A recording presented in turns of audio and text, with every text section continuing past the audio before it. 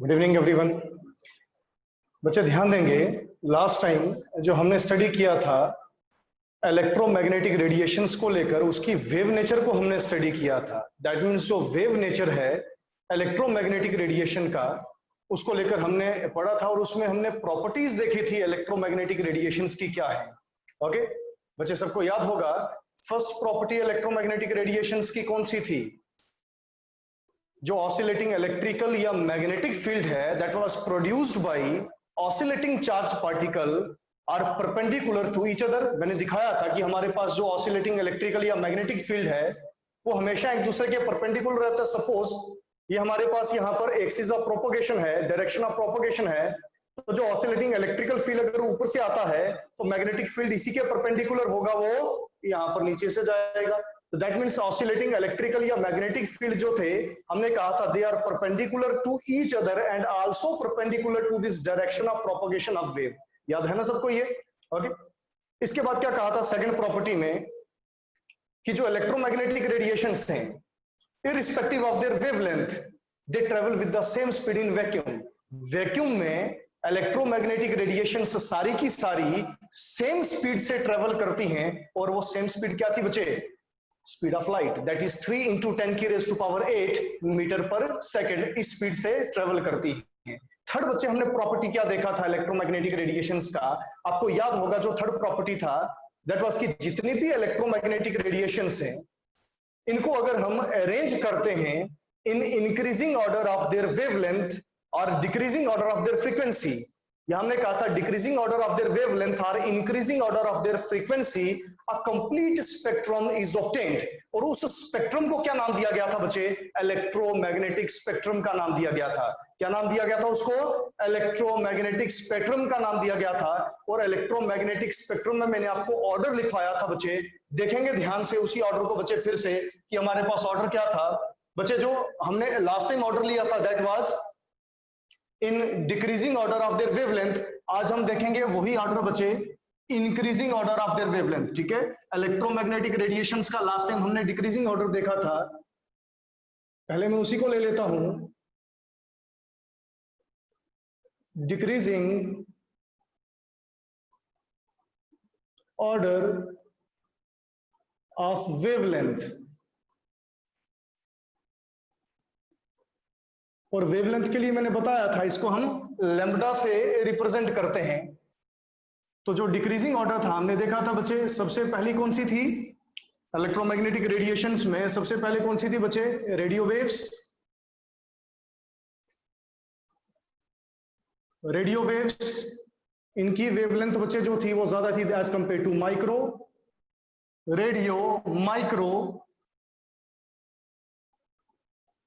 Infrared, then visible, then ultraviolet,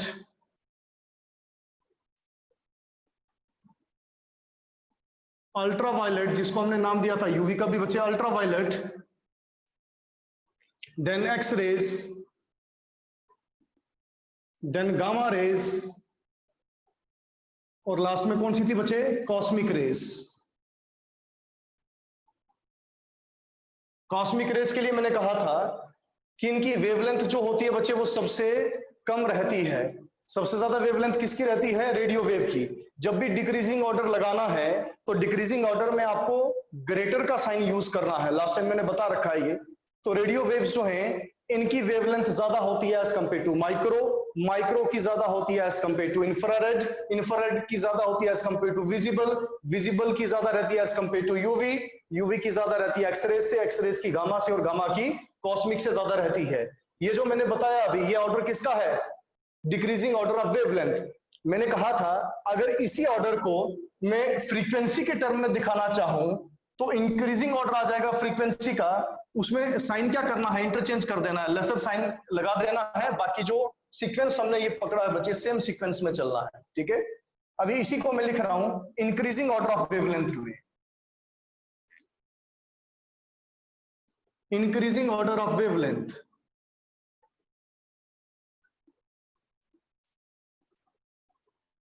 order of wavelength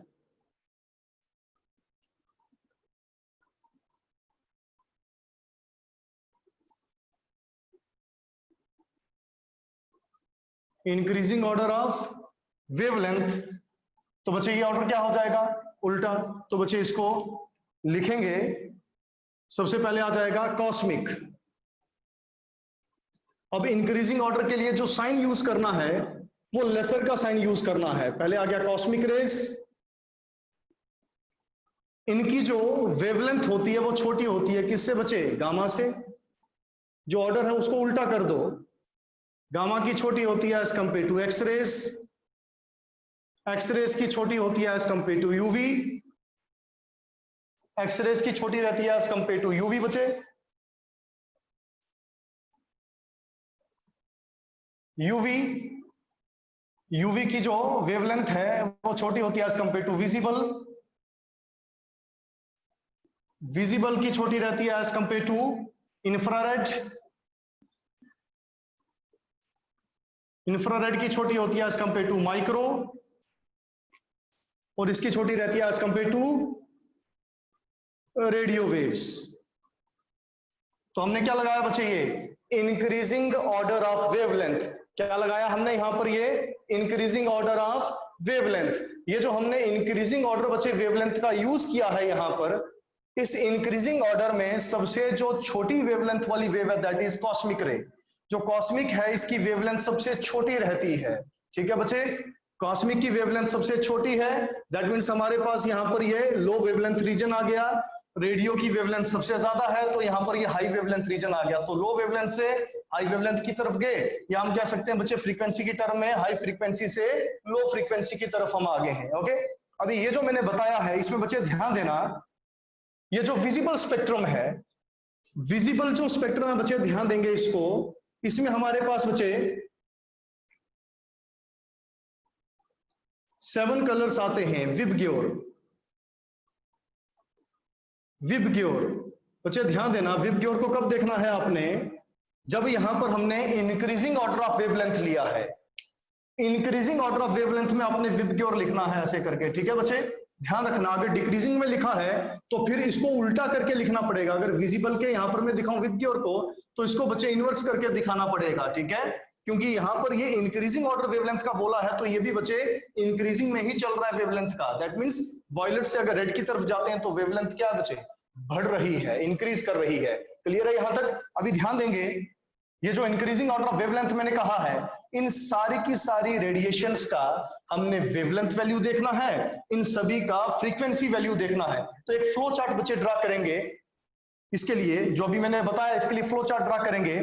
लेकिन एक चीज का ध्यान देना, जैसे ये वेवलेंथ हम आए यहां से आगे गए हैं, तो यहां पर लेफ्ट हैंड साइड से राइट हैंड साइड पर जा रहे हैं, तो लेफ्ट हैंड साइड से राइट हैंड साइड पर हमारे पास बच्चे वेवलेंथ क्या कर रही है, इंक्रीज कर रही है। तो मैं लिख रहा हूं बच्चे इंक्रीजिंग वेवलेंथ, मैंने क्या लिख दिया, ये इंक्रीजिंग साइन लगा दिया, और ये क्या है, वेवलेंथ, लैम्डा है, वेवलेंथ का वैल्यू इंक्रीज कर रहा है। जब वेवलेंथ का वैल्यू इंक्रीज करता है, ध्यान रखना फ्रीक्वेंसी का वैल्यू डिक्रीज करता है। क्यों डिक्रीज करता है बच्चे, मैंने लिखा न्यू, यहां पर इसका वैल्यू डिक्रीज कर रहा है, क्योंकि वेवलेंथ और जो फ्रीक्वेंसी है, these both are inversely proportional to each other. अगर वेवलेंथ का वैल्यू इंक्रीज करता है तो फ्रीक्वेंसी का वैल्यू डिक्रीज करता है। This both are inversely proportional to each other, इसलिए अगर एक का वैल्यू इंक्रीज कर रहा है दूसरे का वैल्यू क्या करेगा, डिक्रीज करेगा। दैट मींस अगर रेडियो की तरफ आप जाते हैं, कहां से, कॉस्मिक से रेडियो वेव्स की तरफ जाते हैं, तो वेवलेंथ का वैल्यू तो इंक्रीज करेगा, लेकिन जो फ्रीक्वेंसी का वैल्यू है ये डिक्रीज करेगा। क्लियर है? जहां पर फ्रीक्वेंसी का वैल्यू डिक्रीज करता है, ध्यान देंगे वहां पर एनर्जी का वैल्यू भी क्या करता है, डिक्रीज करता है। ठीक है, अभी मैं बताऊंगा इसके बारे में कि हमारे पास फ्रीक्वेंसी और एनर्जी के बीच में क्या रिलेशन है।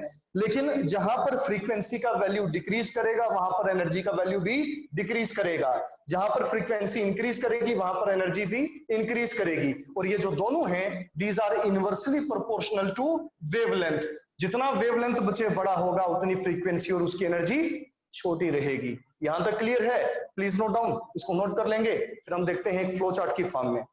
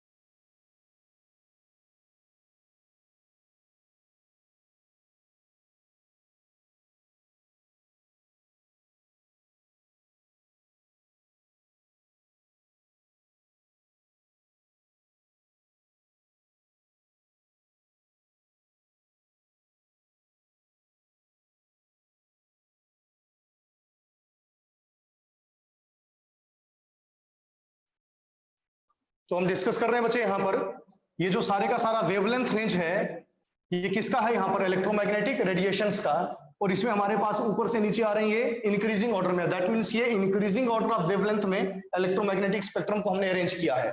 यहाँ पर ये इंक्रीजिंग है, ऊपर से नीचे आएंगे, फिर इसका क्या होगा डिक्रीजिंग। तो ध्यान से देखेंगे 3 × 10⁻20 से 19, फिर 16, 14, अब 7.9 से 3.9 पर आए। 14 चाहे बच्चे सेम है, लेकिन 7.9 से 3.9 पर आए तो वैल्यू क्या किया, डिक्रीज। नेक्स्ट 14 से 11, 11 से 9, 9 से 5, तो ऊपर से नीचे आए तो फ्रीक्वेंसी का वैल्यू डिक्रीज कर रहा है। यहां पर वेवलेंथ की बात करें, ऊपर से नीचे आए तो वैल्यू इंक्रीज कर रहा है। तो ये इलेक्ट्रोमैग्नेटिक स्पेक्ट्रम का वेवलेंथ और फ्रीक्वेंसी रेंज है जो आपको बच्चे मेमोराइज करना है। ठीक है, नोट करेंगे जल्दी से इसको।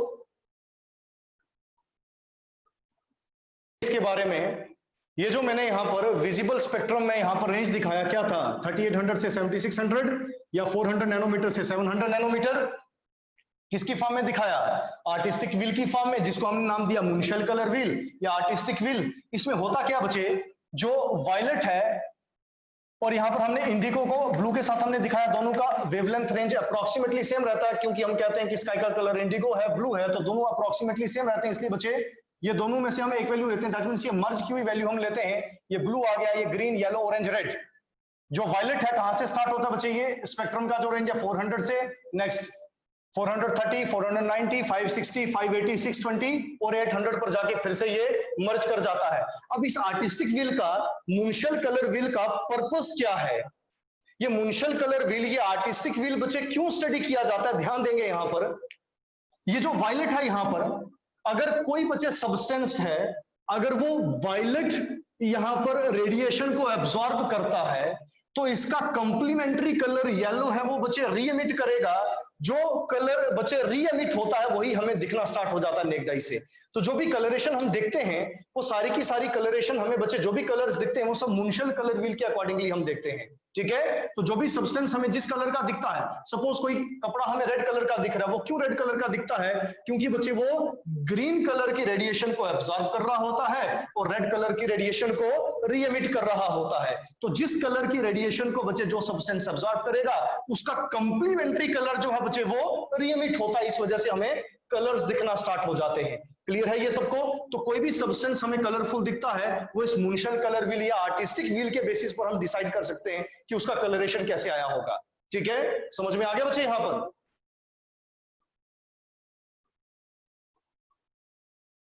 जो लिमिटेशन है वेव करेक्टर की, यहां पर जो वेव करेक्टर था किसका, इलेक्ट्रोमैग्नेटिक रेडिएशंस का, उसमें पहले लिमिटेशन कौन सा आ गया, ब्लैक बॉडी रेडिएशन। मैंने क्या बोला, ब्लैक बॉडी होती क्या है, ऐसी ideal body that emits and absorbs radiations of all frequencies, इसको हम क्या कहते हैं, ब्लैक बॉडी। तो बच्चे ये जो ब्लैक बॉडी रेडिएशन का कंसेप्ट था, दैट मींस जो रेडिएशंस एमिट करती है यहां पर ब्लैक बॉडी, नाम देते हैं उसको बच्चे black body radiation. That means जो नेचर था एमिशन का रेडिएशन का फ्रॉम हॉट बॉडीज, इसके बारे में यहां पर जो वेव थ्योरी थी इलेक्ट्रोमैग्नेटिक रेडिएशन को लेकर, उस वेव थ्योरी ने बच्चे कुछ नहीं बताया था। That means limitations of wave theory अगर हम देखें यहां पर ऑफ इलेक्ट्रोमैग्नेटिक रेडिएशंस, उसमें पहला आ गया ब्लैक बॉडी रेडिएशन। दूसरा बच्चे जो लिमिटेशन था that was photo electric effect. Photo electric effect, photo electric effect क्या होता है बच्चे, कोई एक मेटल सरफेस है उसके ऊपर अगर रेडिएशन फॉल करती है और वहां से अगर इलेक्ट्रॉन्स का इजेक्शन होता है, सपोज यहां पर ही आपके सामने कोई क्लीन मेटल सरफेस है, इसके ऊपर अगर मैं रेडिएशन को बच्चे फॉल करवा रहा हूं, ठीक है, ये रेडिएशन बच्चे ये फॉल हो रही है, इसके ऊपर फॉल करवाया, रेडिएशन के फॉल करने पर यहां पर बच्चे अगर इलेक्ट्रॉन का इजेक्शन होता है तो इलेक्ट्रॉन का अगर इजेक्शन होगा तो उसको नाम देंगे फोटो इलेक्ट्रॉन्स का, और ये जो बच्चे फिनोमिना है इसको हम कहते हैं फोटो इलेक्ट्रिक इफेक्ट। क्या कहा जाता है इसको, फोटो इलेक्ट्रिक इफेक्ट कहा जाता है। तो ये जो फोटो इलेक्ट्रिक इफेक्ट है दैट मींस जो इजेक्शन है इलेक्ट्रॉन्स का फ्रॉम क्लीन मेटल सरफेस, ये यहां पर वेव थ्योरी ने नहीं बताया था। ठीक है, थर्ड लिमिटेशन बच्चे जो था दैट वाज एग्जैक्टली बच्चे जो क्लीन मेटल सरफेस है दैट मींस हमारे पास यहां पर प्योर मेटल लिया, उसके ऊपर कोई इंप्योरिटी भी नहीं है। ठीक है, कोई इंप्योरिटी नहीं लिया है, क्लीन मेटल सरफेस का मीनिंग है कोई इंप्योरिटी नहीं है, हमारे पास प्योर मेटल है। Next, variation of heat capacity variation of heat capacity of solids as a function of temperature. As a function of temperature. तो ये जो वेरिएशन था बच्चे heat capacity of solids as a function of temperature, इसके बारे में भी बच्चे यहां पर कोई कंसेप्ट नहीं बताया गया था वेव थ्योरी में। अब हीट कैपेसिटी क्या है आगे चल के थर्मोडायनेमिक्स में मैं आपको बताऊंगा, ठीक है। नेक्स्ट बच्चे फोर्थ लिमिटेशन और लास्ट लिमिटेशन क्या था, जो लाइन स्पेक्ट्रा था बच्चे एटम्स का, दैट मींस हाइड्रोजन एटम को लेकर एक लाइन स्पेक्ट्रा आया था, इसके बारे में कोई एक्सप्लेनेशन नहीं दिया था वेव थ्योरी ने। तो line spectra of hydrogen atom, इसके बारे में यहां पर वेव थ्योरी ने कोई भी एक्सप्लेनेशन नहीं दिया था। तो दीज वर द 4 लिमिटेशंस जो हम डिस्कस करते हैं जब वेव थ्योरी को हम स्टडी करते हैं। तो ठीक है, ये 4 लिमिटेशंस बच्चे आपको नोन होनी चाहिए जो वेव थ्योरी को लेकर यहां पर बताई गई थी। Please note down.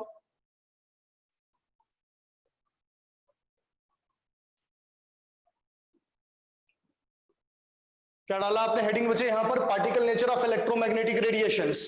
Particle nature को हम प्लैंक्स क्वांटम थ्योरी का भी नाम देते हैं, और मैंने बताया इसको प्रपोज किसने किया था, मैक्स प्लैंक ने 1900 में किया था। अब क्यों बच्चे पार्टिकल नेचर, क्यों प्लैंक्स क्वांटम थ्योरी जो है एग्जिस्टेंस में आई थी, in order to explain this photoelectric effect and black body radiation। black body radiation और जो photoelectric effect था, that means जो limitations थी wave theory of electromagnetic radiations की, उस लिमिटेशन को ओवरकम करने के लिए, उस लिमिटेशन को बच्चे दूर करने के लिए पार्टिकल नेचर एग्जिस्टेंस में आया था। ओके, और इसको देने वाले साइंटिस्ट थे मैक्स प्लैंक, 1900 में ये एग्जिस्टेंस में आई थी। लेकिन इस थ्योरी को फर्दर एक्सटेंड किया था एल्बर्ट आइंस्टाइन ने इन 1905, ठीक 5 साल के बाद बच्चे इस फर्दर इस थ्योरी को एक्सटेंड किया था। तो लिखेंगे this theory was further extended by,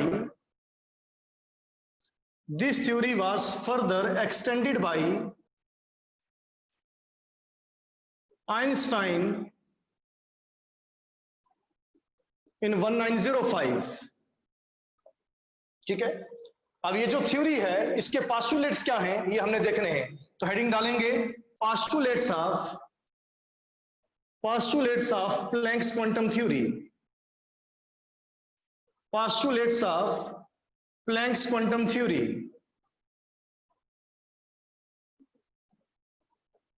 planks quantum theory जो फर्स्ट पास्टुलेट है ये क्या कहता है बच्चे यहां पर, कि कोई भी एक ऑब्जेक्ट है यहां पर, इसके ऊपर अगर हम यहां पर एनर्जी को, किसी रेडिएंट एनर्जी को फॉल करवाते हैं, तो जो रेडिएंट एनर्जी है वो बच्चे अगर कोई सब्सटेंस एब्जॉर्ब करता है या एमिट करता है, ये रेडिएंट एनर्जी बच्चे यहां से एब्जॉर्ब होती है या एमिट होती है, ये कभी भी कंटिन्यूस मैनर में नहीं होगी, हमेशा डिसकंटिन्यूस मैनर में होगी। दैट मींस कोई भी ऑब्जेक्ट अगर रेडिएंट एनर्जी को एब्जॉर्ब कर रहा है या बच्चे इसको एमिट कर रहा है, ये कंटिन्यूस प्रोसेस नहीं है, ये डिसकंटिन्यूस प्रोसेस है। ठीक है, और अगर हमारे पास इसी रेडिएंट एनर्जी की जगह पर अगर हम लाइट को लेकर देखें, तो लाइट के केस में हम बच्चे इसके लिए हम टर्म यूज करते हैं फोटॉन का। अब फोटॉन टर्म क्यों यूज किया जाता है ध्यान देंगे, जो रेडिएंट एनर्जी है दैट इज एमिटेड और absorbed, it is not in a continuous manner, it is in a discontinuous manner in the form of small discrete packets of energy which is termed as quanta। क्या नाम दिया जाता है उसको, quanta नाम दिया जाता है, और लाइट के केस में इसी क्वांटा को हम बच्चे नाम देते हैं फोटॉन का। अब ध्यान देना, जैसे बच्चे बचपन में आप छोटे थे, आपको कोई टॉफी देता था, बड़े खुश हो जाते थे। ठीक है, सपोज आपको टॉफी मिली, वो टॉफी में बच्चे एनर्जी कंटेंट है, कैलोरीज है, उसमें आपको एनर्जी मिल रही है। तो अगर कोई टॉफी आपको दे रहा है, आप टॉफी खा रहे हैं, आपको एनर्जी मिल रहा है। ऐसे ही बच्चे अगर रेडिएंट एनर्जी फॉल करती है तो अगर हमें एनर्जी मिलती है, वो कैसे मिलती है, in the form of small discrete packet of energy. That means जैसे मैंने बोला एक टॉफी है, अगर कोई टॉफी का पैकेट ही आपको पूरा दे दे तो बच्चे आप कितने खुश हो जाओगे, आपको कितनी एनर्जी मिल जाएगी। ऐसा ही यहाँ पर भी देखने को मिला था। मैं ये कंपेरिजन करके बता रहा हूँ बच्चे, यहाँ पर टॉफीज की बात नहीं हो रही है, लेकिन जैसा मैंने बताया कि स्मॉल टॉफी है या हमारे पास बच्चे पूरा पैक है, तो इसको क्या नाम दिया गया था, क्वांटा का नाम दिया गया था। ठीक है, क्या नाम दिया गया था इसको, क्वांटा का नाम दिया गया था। तो जो रेडिएंट एनर्जी है, लिखेंगे फर्स्ट पॉइंट इसमें, the radiant energy, RADIANT, the radiant energy is emitted or absorbed,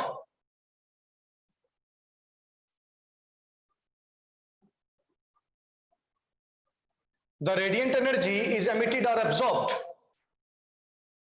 not continuously but discontinuously the radiant energy is emitted or absorbed. Not continuously but discontinuously in the form of small discrete packets of energy, in the form of small discrete packets of energy, small discrete packets, DISCRETE, in the form of small discrete packets of energy called quantum, in the form of small discrete packets of energy called quantum.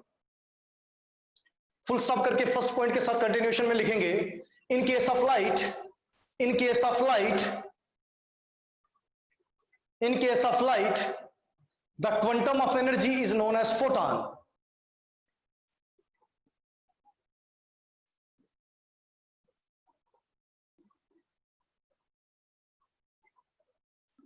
In case of light the quantum of energy is known as photon. तो light के case में इसी quantum को हम क्या नाम देते हैं? फोटॉन का नाम देते हैं, PHOTON. क्वांटम का नाम दिया था बच्चे QUANTUM. क्वांटम क्या बेसिकली?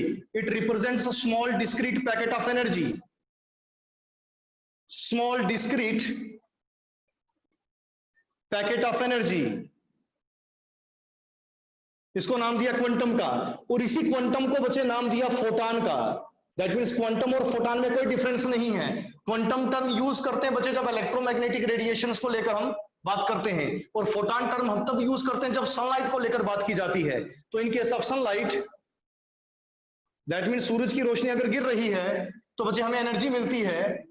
सूरज की रोशनी अगर गिर रही है हमें एनर्जी मिलती है बच्चे, हमारे ऊपर फॉल कर रही है तो हम क्या कहेंगे? हमें क्या मिल रहा है? फोटॉन मिल रहा है. बेसिकली हम अपनी बात तो नहीं करते, लेकिन प्लांट्स के केस में बच्चे, प्लांट्स के केस में जो लाइट वो एनर्जी को एब्जॉर्ब करते हैं, जो उनको एनर्जी वहां पर मिलती है, वो बच्चे फोटॉन टर्म हम वहां पर यूज करते हैं. तो प्लांट्स के केस में जैसे आपने एक रिएक्शन देख रखा है, फोटोसिंथेसिस.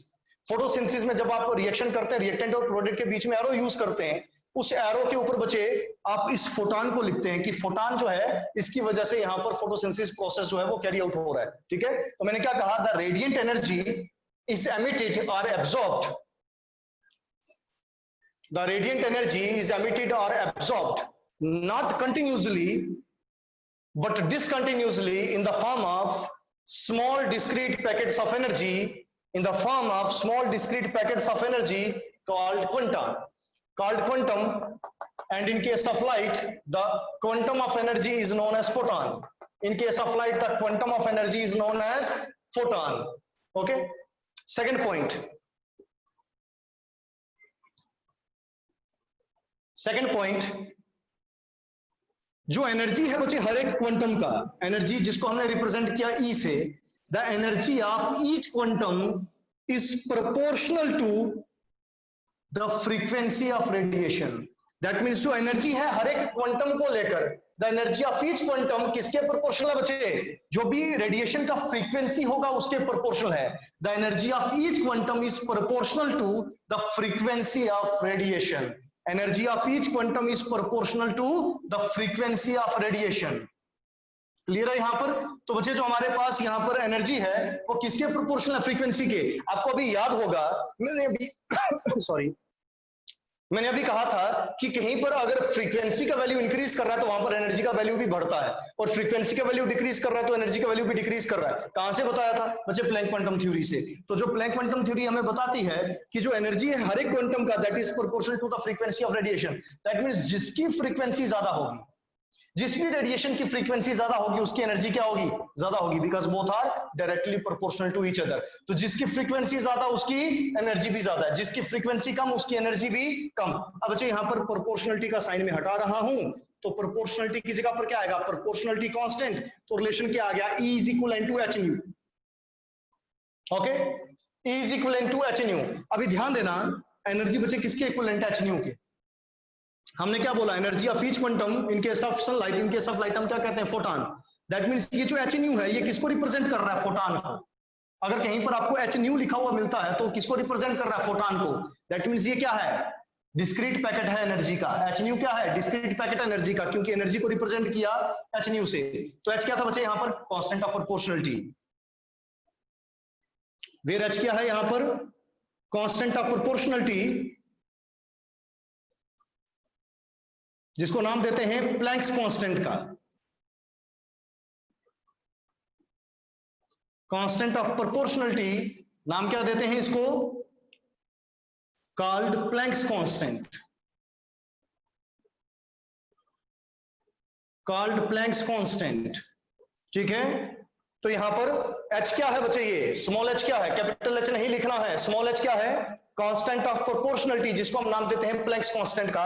और जो प्लैंक्स कांस्टेंट है इसका वैल्यू कितना है, h का वैल्यू कितना है, 6.626 इंटू 10 की rest power -34 joule second. Joule second को JS भी हम लिखते हैं। ठीक है, तो वैल्यू क्या है इसका, यहां पर क्या है इसका वैल्यू बच्चे, यहां पर 6.626 इंटू 10 की raised to power -34 joule second.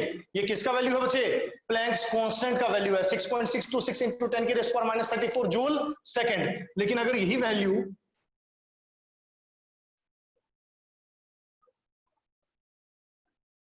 -34 joule second हमने लिखा, अगर इसी वैल्यू को SI में है, अगर इसको CGS में लिखते हैं तो h का वैल्यू बच्चे क्या आएगा, 6.626 इंटू 10 की रेस्ट पावर -27 अर्ग सेकेंड। क्या लिखा बच्चे, 6.626 सेम है, 10 की रेस्ट पावर -34 की जगह पर क्या लिखा है, -27, जूल की जगह पर क्या आ गया, अर्ग, और आगे क्या आ गया, सेकेंड।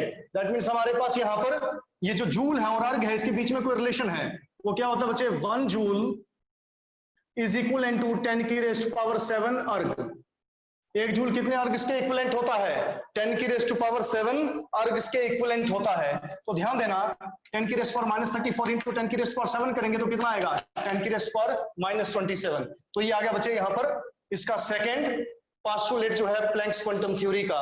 नेक्स्ट थर्ड पोस्टुलेट क्या कहता है, थर्ड पोस्टुलेट लिखेंगे बच्चे, the total amount of energy emitted or absorbed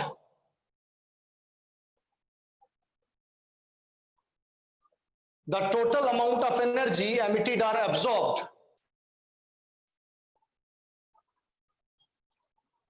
the total amount of energy emitted or absorbed by a body will be some whole number quanta. The total amount of energy emitted or absorbed by a body will be some whole number quanta. तो जो total amount है energy का, total amount है जो energy का, that is emitted और absorbed by a body will be some whole number quanta. Whole number quanta क्या आ गया कि एनर्जी जो है वो क्वांटाइज्ड है। That means E is equal to h nu जो हमने रिलेशन लिया, इसमें n क्या बचे, इंटीजर है। n क्या है यहाँ पर, इंटीजर है। अगर इसके साथ मल्टीप्लाई करते हैं तो हमारे पास वैल्यू क्या हो गया एनर्जी का, फिक्स हो गया है। दैट मींस एनर्जी फिक्स हो गई, क्वांटाइज्ड हो गई। क्वांटाइज्ड मतलब फिक्स हो गया इसका वैल्यू यहाँ पर। तो एनर्जी जो है यहाँ पर ये हमारे पास क्वांटाइज्ड होती है, फिक्स रहती है। तो लिखेंगे that total amount of energy emitted or absorbed by a body will be some whole number quanta, that is energy is quantized, that is energy is quantized, energy is quantized। तो लिखेंगे नीचे E is equivalent to NH nu, E is equivalent to NH nu, small n लिखना है बच्चे, small n, E is equivalent to NH nu, E is equivalent to NH nu, n क्या आ गया, integer आ गया यहाँ पर, E is equivalent to NH nu। और इसको बॉक्स में रख दो। एक लिखेंगे इसके नीचे नोट। नोट क्या है, the energy possessed by 1 mole of quanta. बच्चे अगर 1 मोल क्वांटा हम लेते हैं, वो जितनी एनर्जी पोजेस करेगा हम उसको नाम देते हैं 1 Einstein of energy. The energy possessed by 1 mole of quanta is called 1 Einstein of energy. लिखेंगे the energy possessed by 1 mole of quanta is called, the energy possessed by 1 mole of quanta is called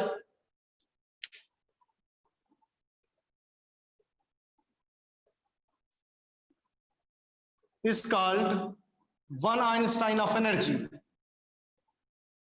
और इसको represent कैसे करते हैं, ये जो n है इसकी जगह पर लेते हैं बच्चे n नॉट h न्यू, ये फॉर्मूला हम यूज करते हैं। ठीक है, और यहां पर जो न्यू है हमारे पास बच्चे जो न्यू है हमारे पास, ये किसके इक्विवेलेंट होता है? ध्यान देना, E is equivalent to N naught H into C by lambda. हमें पता है बच्चे C किसके इक्विवेलेंट होता है? Nu into lambda. तो न्यू किसके इक्विवेलेंट हो जाएगा? C upon lambda. तो यहां पर न्यू की जगह पर हमने रिलेशन यूज कर लिया C अपॉन लेमडा। तो फॉर्मूला क्या आ गया? E is equivalent to N naught H into C by lambda. ये आ गया यहां पर बच्चे 1 आइंस्टाइन ऑफ एनर्जी। क्या आ गया यहां पर वैल्यू? ये 1 Einstein of energy. E is equivalent to n naught h nu. This represents 1 Einstein of energy. बच्चे this is all about Planck's quantum theory. और जो प्लैंक्स क्वांटम थ्योरी है इसके जो पोस्टुलेट है बच्चे ये आपने मेमोराइज करने हैं।